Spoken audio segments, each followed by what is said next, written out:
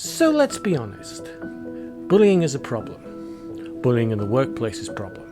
Bullying in schools is a problem. Bullying all around is a problem. Now, it might be easy for people to turn around and say that sticks and stones may break my bones, but calling names won't hurt me. But we tend to underestimate the power of words when we say that. And I speak from personal experience from this. So does Girly Cat here as well. The problem is, it's not going to stop. It's not going to stop until schools and workplace actually recognize it for what it is and how much of an impact it not only has on the individuals who are the victims of said bullying, but also on the school environment itself. Bullying doesn't just affect one aspect of your life or one moment in your life. Bullying can last through an entire lifetime. And again, I'm going to say that I speak from personal experience with this. I'm going to read you something from my Facebook timeline, which was largely targeted at the people who I grew up with in school. Some of whom were on my friends list are actually bullies. Now, I accept them as friends. Whether I can forgive them for what they did to me when I was at school is another matter entirely, because I'm not entirely sure, considering there is a long distance between me and them, they've actually learned from what they did. Apologies aside, it's not their place to expect me to forgive them. But this is what I said on my Facebook page, and I think it's rather relevant to a lot of kids who are suffering today. To my associates at St. Mary's and King Edward's, remember when some of you called me a girl? You weren't nice about it. It wasn't a compliment. I hated going into the boys' changing room, into the shower with you. I felt uncomfortable on so many levels, on an instinctive level. I wasn't just born in the wrong body. I was born in two bodies. I was both male and female biologically, and female gender-wise. I was ashamed and scared of my body. I was ashamed and scared at what I was feeling in myself. Dysphoria was harder on me when I didn't even know anything about it.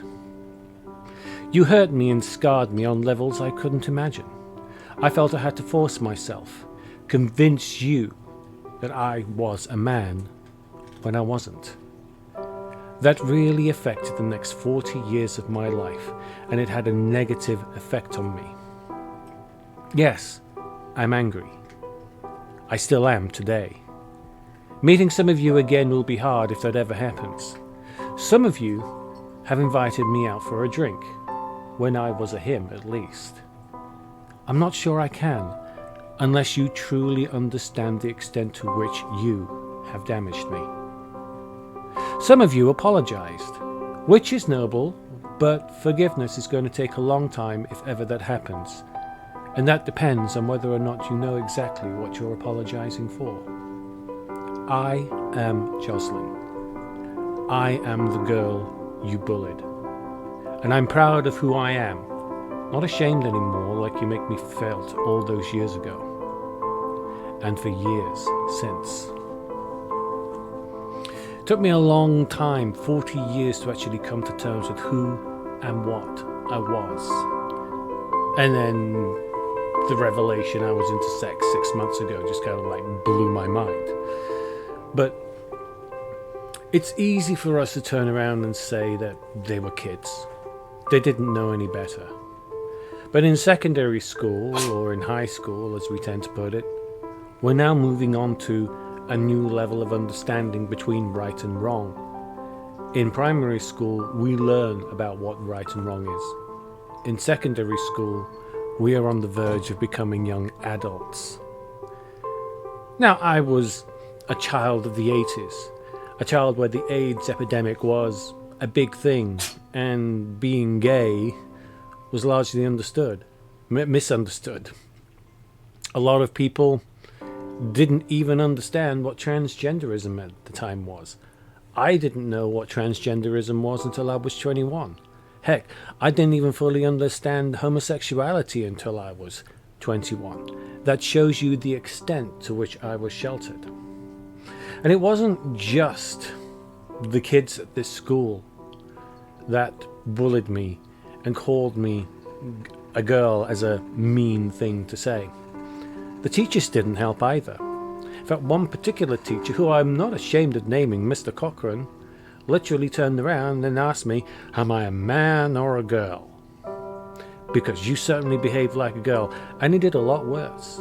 He did a heck of a lot worse. He told me what the other teachers were saying about me in the staff room, which is something he should never have done. And Mr. Cochran, you may or may not be watching this. I don't even know if you're alive or dead. And I think, considering what came out about you, it doesn't really matter. Mr. Cochran was caught being inappropriate with female students at the time. And we're talking underage here. So he had a lot to talk. The teachers didn't help. The teachers actively encouraged my bullying. And when I was bullied, when I was beaten in the classroom, when I was beaten in the break yard and that kind of thing, the teachers didn't do anything about it. The school didn't do anything about it. As far as they were concerned, bullying wasn't an issue in this school. Bullying wasn't tolerated. I tell you what wasn't tolerated. Being the victim wasn't tolerated. Reporting that bullying wasn't tolerated. Being caught being bullied wasn't tolerated. It affected me pretty much for the rest of my life. I suffered from an inordinate amount of dysphoria practically all my life, not even understanding, not even knowing what dysphoria was. Should I forgive the school for what they did? Why? What exactly do I owe those schools in the long run? Sure, I made many a good friend out of it, and some of them I am still in touch with. One, I recently had a conversation with him. My goodness, hearing the old Sheffield accent after 15 years in America certainly has an effect on you. But can I forgive the school? Can I forgive the kids at this school who are now adults for what they did? I don't know. And it's not for anybody else on YouTube or in the world to decide whether I should or I shouldn't, although I'm pretty much sure I'm going to read about it in the comment section. What people think I should feel, how they think I should react. It's a long time to hold a grudge. I'll admit that. But when you finally come to realize who you are and what you've achieved and who you've become, despite what happened 30 to 40 years ago, you can't help but be angry. You can't help but feel frustrated as to what held you back. And I owe a lot of it to my childhood. I owe a lot of it to my parents wanting to beat on me because I wasn't man enough. I owe it to the kids at school for teasing me, for having feminine traits, for looking rather androgynous, and even now still somewhat having a baby face. I don't hate who I was when I was him. I don't hate that at all.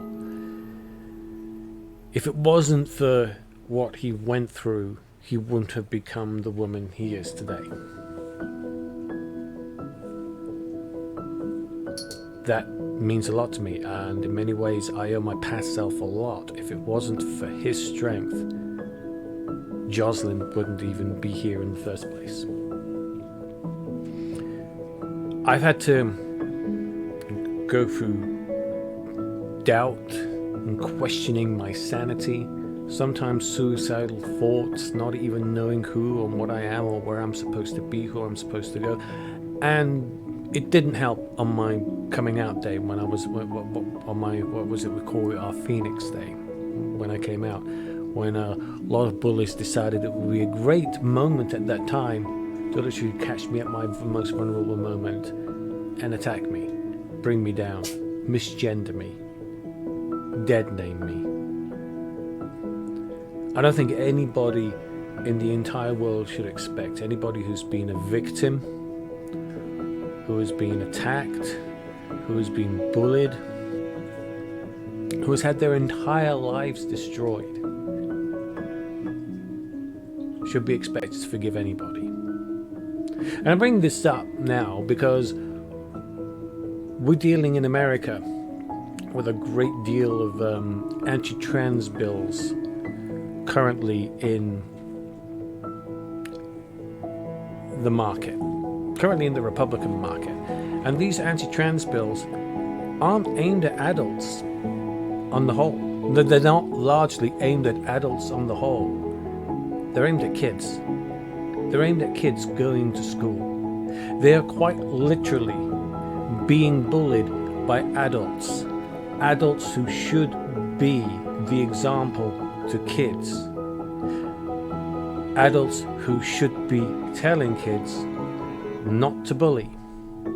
But how are these kids going to feel in any way dissuaded from bullying a transgender child when their peers are doing it themselves?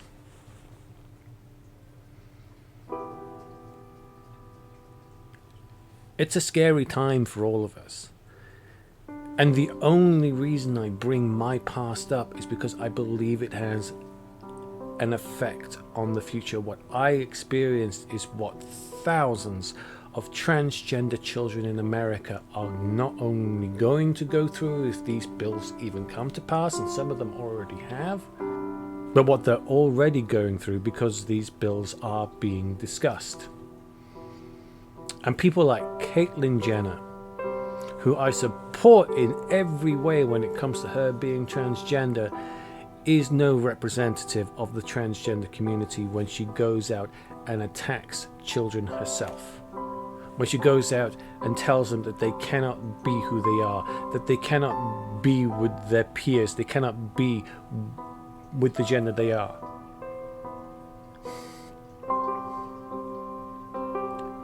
It's a dangerous world we're living in right now. It's a sad world we're living in right now.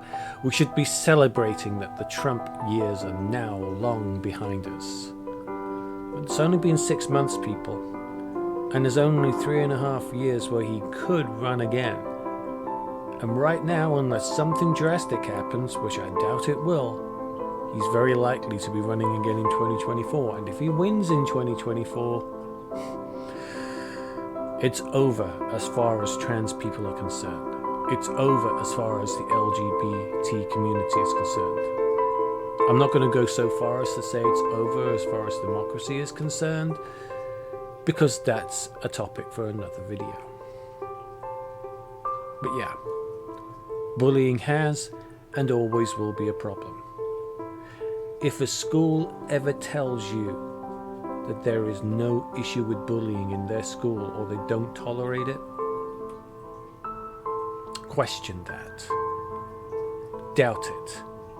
Because I can more or less assure you that if they say that bullying isn't a problem in their school, then that school is more or less largely the perpetrator of said bullying.